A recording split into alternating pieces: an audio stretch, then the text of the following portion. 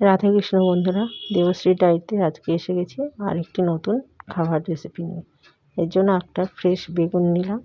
এবার বেগুনের গায়ে আমি একটু তেল মেখে নিলাম। তারপর একটি চামচ দিয়ে বেগুনটার মধ্যে 3-4টে গর্ত করে তার মধ্যে ঢুকিয়ে দিলাম ছাল ছাড়ানো 4 কোয়া রসুন। ওভেন অন করে একটি ছাঁকনির উপর বেগুনটা পোড়া দিতে বসিয়ে দিলাম। বেগুনটা ঘুরিয়ে ফিরিয়ে ভালো করে পোড়ানো হয়ে গেছে। এটি তৈরি করতে আমাদের লাগবে একটা টমেটো, একটা পেঁয়াজ ও 3টি কাঁচা লঙ্কা।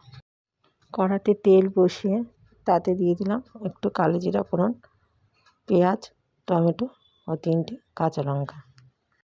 বেগুনটা ছালগুলো ছাড়িয়ে নিতে হবে আর কড়াইয়ের যে মশলাগুলো আছে ওগুলো একটু ঢেকে দিলাম। বেগুনের পোড়া ছালটা ছাড়ানো হয়ে গেছে। এবার এতে দিয়ে দিলাম 1 চামচ নুন এবং 1 চামচ চিনি।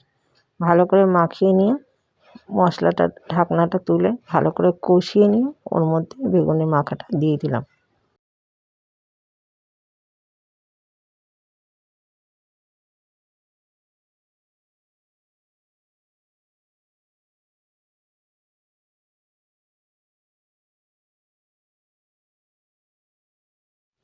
বেগুনের উপকরণগুলি একটু পোড়া পোড়াভাবে ভেজে নিতে হবে।